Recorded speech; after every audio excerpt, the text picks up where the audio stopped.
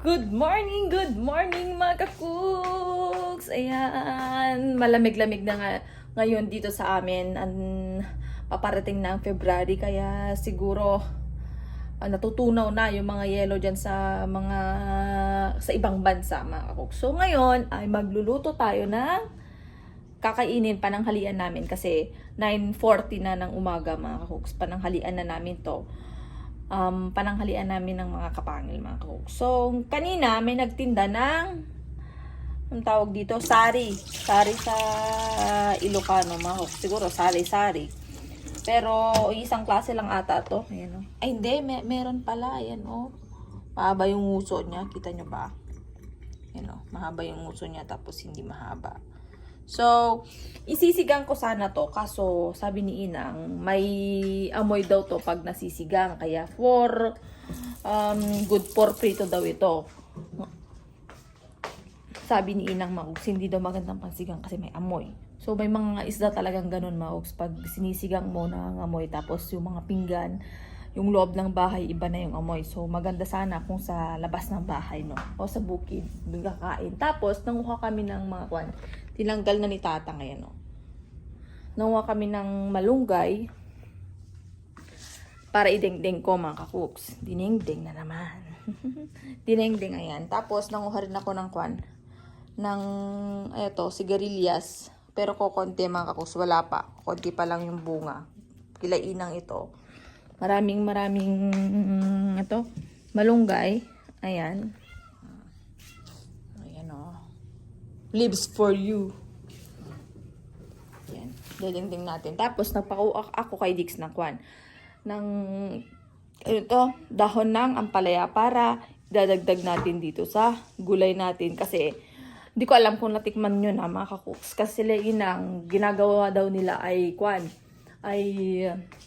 malunggay at saka saluyot. Sa amin naman, ampalaya at saka, dahon ng ampalaya at saka malunggay. Yun yung ginagawa, simpleng dilengdeng na ginagawa namin mga kakuks. So, eto, tatanggalin muna natin yung kaliskis, tapos tatanggalin ko muna yung kaliskis niya mga kakuks. May kaliskis siyang mga maliliit. So, start muna natin para iprito ko. Ayan, o.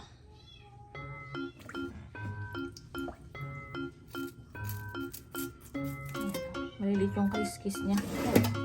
Sagyan natin ng tubig.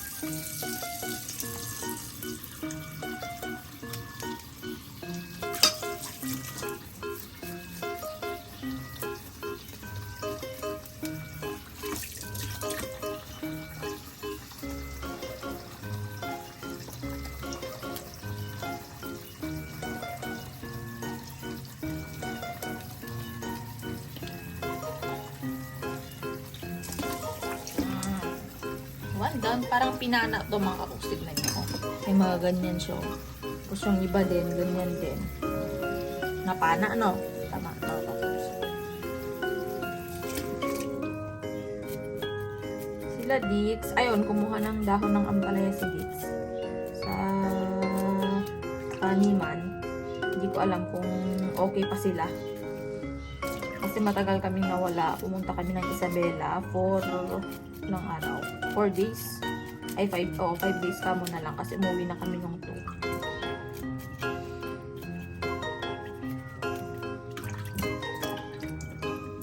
Lansa daw ito mga kakuks. Although wala namang hindi malansang isda. Kaso nga lang iba yung amoy nito pag naluluto. Mas nagiging malansa mga kakuks. Naiiwan pa yung amoy niya. Good size. Maganda nga tong size niya eh. Kahit hindi mo nahiwain. Isang ganito, oh.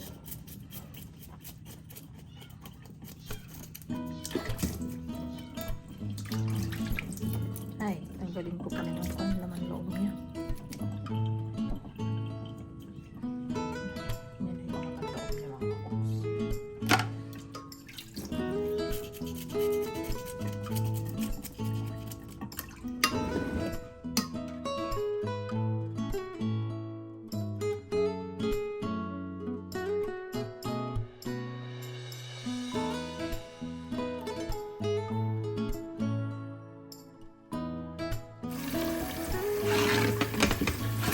Tatanggalin natin ng laman loob niya mga kakuks.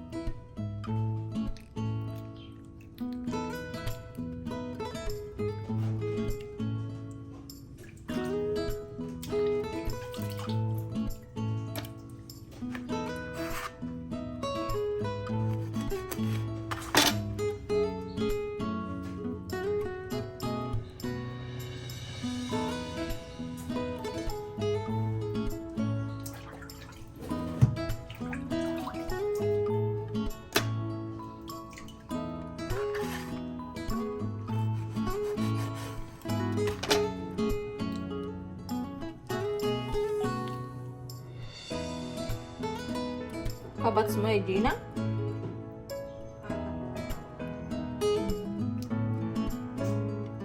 Taga ano, Gina?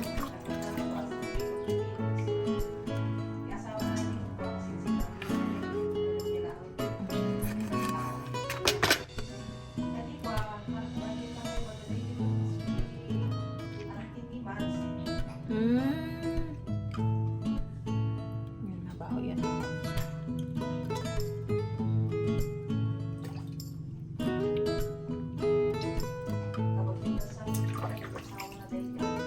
Ito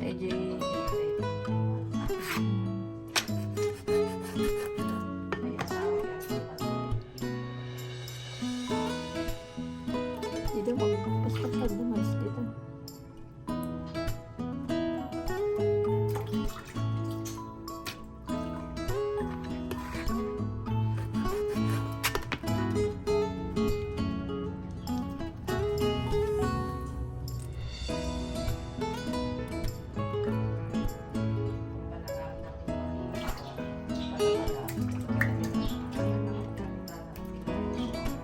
Ay, dito na.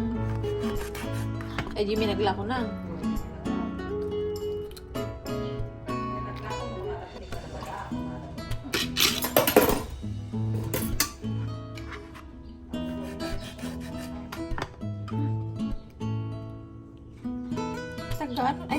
Taga-tama. Ay, wala yan.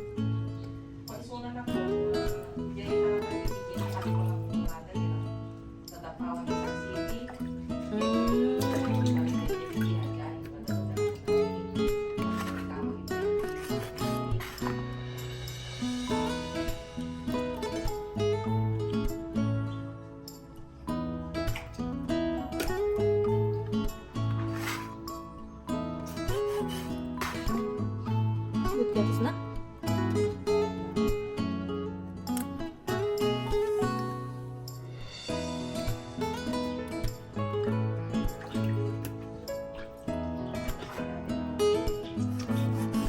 Kita mo muna na siguro.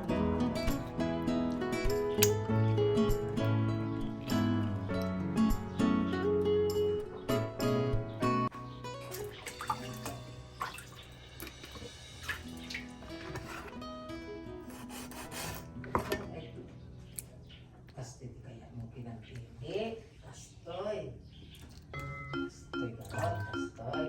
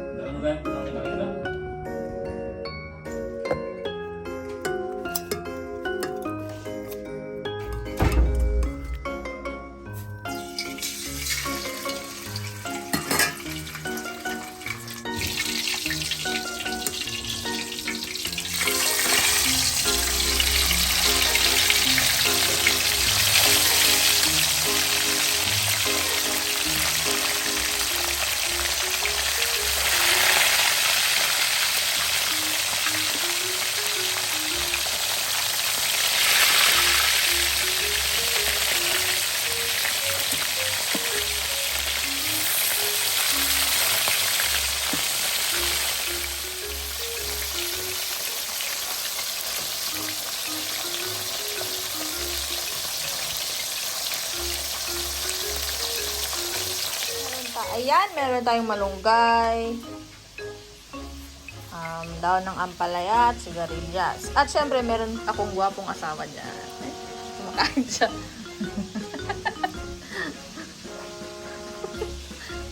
Kain pero dito matama. Pwede mo ibaba lang.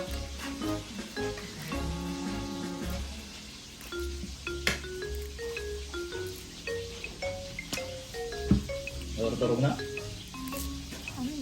Ano na dito? Pwede.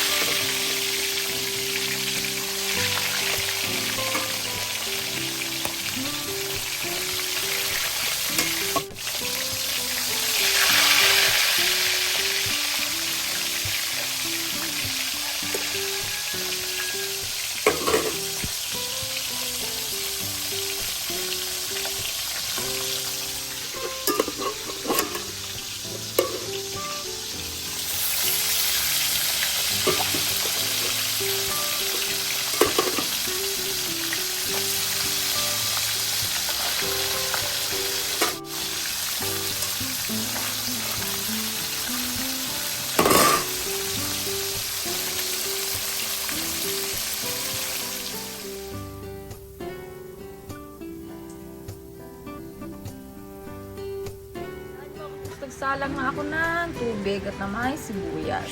Kasi simulan natin magluto.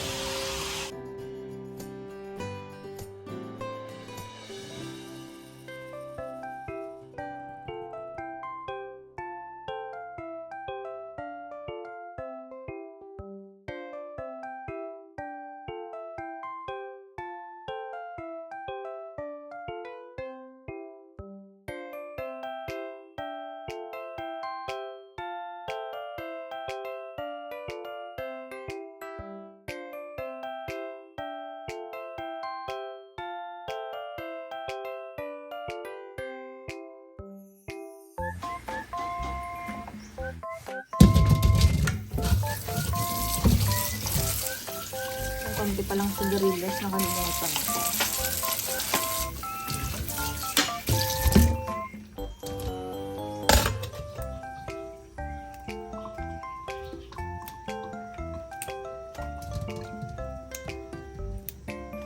Wala nang sitaw eh. Kaya eto na.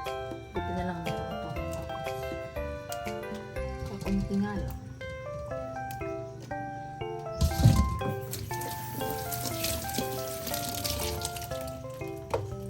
Iniwan namin to sa gitna. Pero hindi pa siya matigas. Kaya batang bata pa. Kaya natin to. Konting sigarilyas.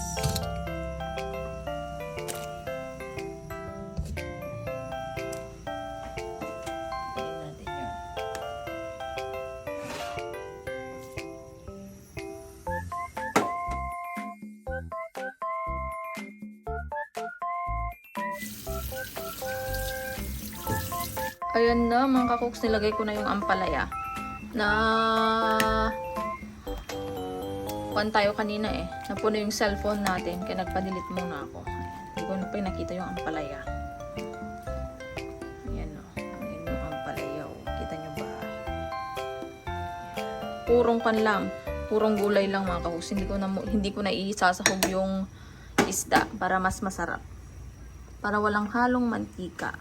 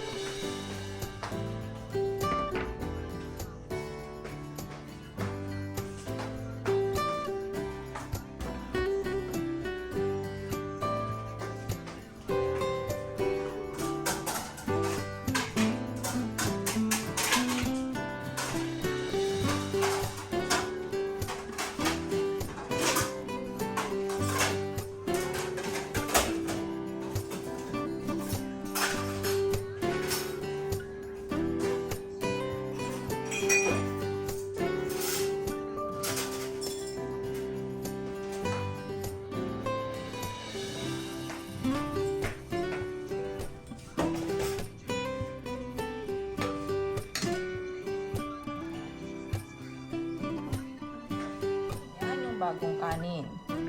Naman yung dinengdeng mga kakuks. Hindi ko talaga nilagay yung pan. Ito yung pan mga kakuks.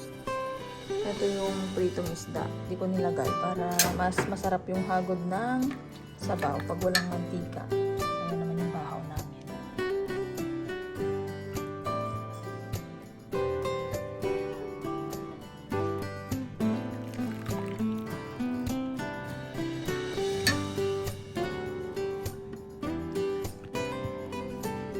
Siyempre, mga kakuks, alam nyo na, mauunan naman ako. Ayan. Wow. Wala kaming baw.